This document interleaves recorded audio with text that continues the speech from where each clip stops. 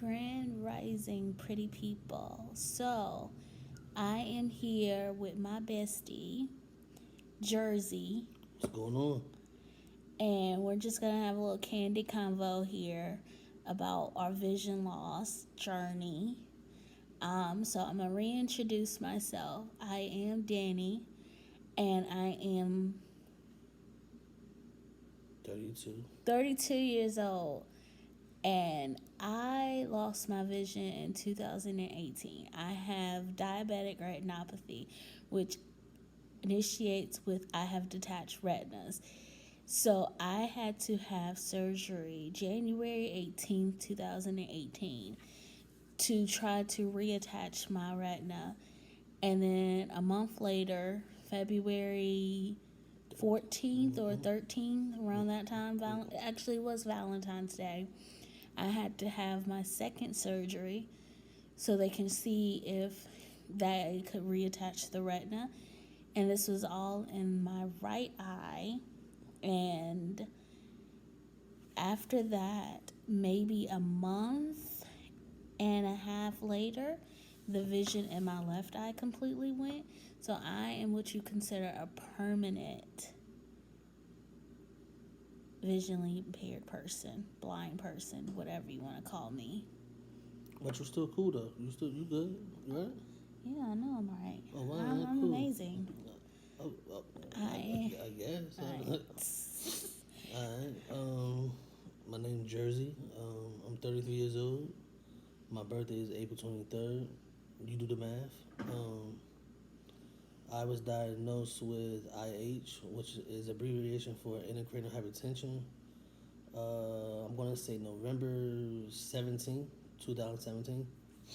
Um, Normal day, was working, woke up, couldn't see the enter button on my keyboard. Went to the doctor, they told me I was going blind.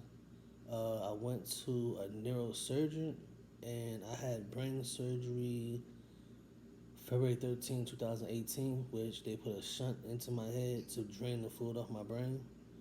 Intracranial hypertension is basically a short term for like, it's called idiopathic cerebri, where it basically means that your mind thinks it has a tumor, but it's not a tumor there.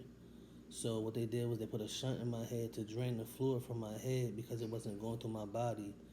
It goes from my head behind my ear to the middle of my chest, and it drains the fluid off my body daily. That was like 4 or 5 years ago.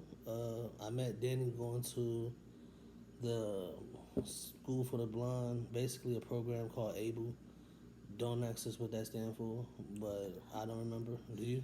Adjusting blindness. Hold on. Able. How do you spell that? How do you spell? ABLE. Adjusting blindness, living environment, learning environment. So adjusting blindness and learning environment. That's the program we met each other in, like this year. Don't ask exactly when. Yeah, I don't know. I know it was after her birthday, which is January 29th. But other than that, we've been kicking ever since. You know, like I tell her all the time, I do a lot more because I still have some sight, and I just want to push her to be a better person. As far as coming to Camp Dogwood, where we at right now, was a big leap for her, and I want to commend her for that because it took great courage to come out here and trust somebody that you just met to make sure that you didn't hurt yourself, make sure that you ate, make sure you took your medicine on time and things like that. And that's all I wanted for her to do, to see that she could do it for herself. Yeah, her parents and whoever may else help her, but this weekend she had to do everything for herself. I didn't babysit her. I didn't do nothing. She took her medicine when she needed to take her medicine. She even put her own eye drops in. That shit blew my mind. But at the same time, it's like a learning curve. I wanted to make sure that she had that ability to do for herself. In a couple of weeks she about to start school, and it's a learning curve for everything. One day at a time, one step at a time, and then she, as she would say, she'll be amazing. He tells my story better than I do. Hey, sometimes it's better hearing it from somebody else. When you tell your story to them, they remove all the hurt and try to think about all the positives. Hold on, that was deep. That was deep. She crazy, man. But still, like, we at Camp Dogwood. We was here. We got here Sunday. Yeah, Sunday. Our room was cold as fuck. The air conditioner was on 68. We was like grown people sleeping with hoodie and sweatsuits on and shit. But like I said, it was a good experience. You know, we met some cool people. We went on the boat. We went fishing. That shit was lit. I can't wait to do that again. Yes. I might go to Dick's to get me a fishing rod as soon as I leave here. But yeah, like I said, the all around experience. Like we went to school, but she went home every day. I stayed on campus, and you know she wasn't ready for that part of it. Even though she stayed in where she stayed at.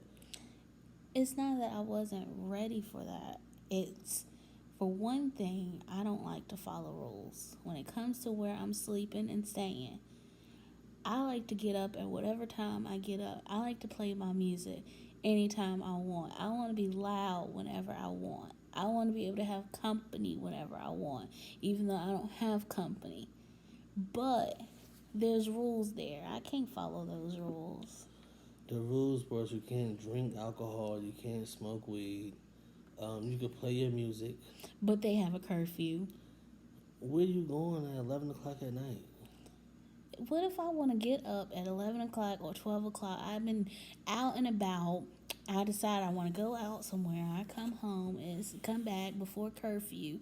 And when I get in, I want to talk for a little bit.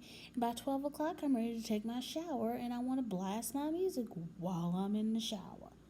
Well, due to COVID, you had your own dormitory and your own bathroom. But they still had a curfew and they still told you turn your music and stuff down. She wasn't going over, y'all. She'd be in her room. No. Blasting her music. It's excuses. I would blast my music. It's excuses. I blast my music. I ain't get in trouble for it. Well, that's because you're you. Well, you know, it be like that sometimes. You know what I'm saying? Whatever. I don't follow rules. I make them. Whatever. So. And you say I'm full of myself.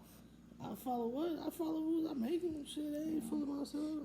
I never follow rules. My parents told me not to get no tattoos below the elbow. Bingo. So I don't follow rules. I make them. At the end of the day, you gotta live with whatever rules you make. Mm-hmm. You don't wanna follow rules. You gotta just do stuff for yourself sometimes. It's all good. I'm okay with it. Well, you graduated. I know. I still left that place. High five. I don't know about loving it. It's a love-hate relationship with me. You know what I'm saying? What? The Center. I ain't never say I loved it. Or did I just say You just said that, son. Oh, I did not mean to say Look, I in the loved comments, y'all let her know she said she loved that place. She just told her spoken truth. I never meant to say I love that place. No. She the only person I know that kept her access key to the building after 3 months being graduated. That's not my fault. They didn't ask for it back. My nigga on the phone like, yo, I still got my key. I can go back to school. Bruh, you graduate. You got a whole diploma and everything. You still trying to, man. I don't want to go back to that place. That place is the devil. The devil made me do it. I ain't gonna say that. The place not really the devil. It's the white. Whoa. You're not gonna say that. Let's disregard what I was saying. It's the mayonnaise people. You know what I'm saying? Yeah, it's the mayo there. You know and then it's also that the fact of you got teachers there with their master's degree who are not very bright. I'm not speaking on no teachers because I don't know if you're going to see this. To all my teachers out there, keep doing your thing. I liked all of them. I loved all of them. They all have very positive, very great things to say about me. But a little of them were a little ditzy. Like, they don't know how to really deal with a blind, visually impaired person. Yeah, but still, like, you gotta give an E for effort. You know what I'm saying? Like, at the end of the day, listen, the training process to me was foolish. Okay, You're working with blind people, but then for your training process, you're gonna blindfold a person that can see every day Right. and make them go through what we go through. Shit, that's not really going through what we going through. That's not. Because at the end of the day, some people still are blind and have some type of sight. So if you're gonna do it right, shit, get them glasses that make you feel like you drunk. Then tell them to go to Walmart and buy their groceries. Let's see how funny that may be. Tell them to cross the street. Yeah, tell them to cross the street. Or get them some glasses that take the color away from their eyes. Right. So when they drive down the street, they thinking they at a red light and that bitch be green and beeping the horn at them and shit. Get out the way. But yeah, man, like I said, I'm new to the channel. We're gonna do more videos. We got a podcast coming soon. Check us out on there. We don't know the name just yet because did we come up with a name? We did. What's the name then, bro? Blind Space with DJ. Facts, that's what it is. You know what I'm saying? Gonna holler at us over there at the podcast.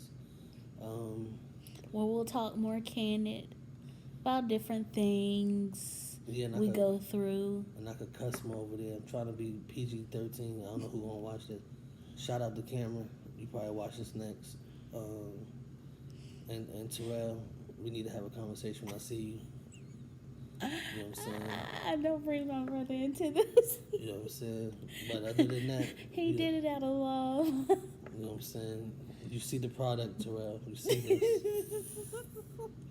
But at the end of the day, it's all love. You know what I'm saying? I'm glad she came. I'm glad she experienced it for herself. I will admit, I did have a little bit of fun here. Yeah. There were some times where I was just like, I could just sit in the room or sit on the porch. What was your best experience being here? I know what she's gonna say, y'all. How you hear she got a 20-minute massage by a blind masseuse? I'm outside on the phone. The first thing she said to me is, she said I had knots in my back. Like, what? I was stressed and tense, so she rubbed the knots out of my back, and that was the best 20 minutes ever. I didn't get a massage. I was outside on the phone with my mouth. Oh yeah, and if you come here, for anybody that's vision impaired in the North Carolina region, tell them don't put you in what is this called? The Univis. The Univis dorms. You don't have Wi-Fi over here. You don't have no service over here. Our Wi-Fi is janky, where in our room, when the air is on, it works. If the air cuts off, that stops working. So we basically froze our ass off to try to watch Netflix, and we never got the chance to.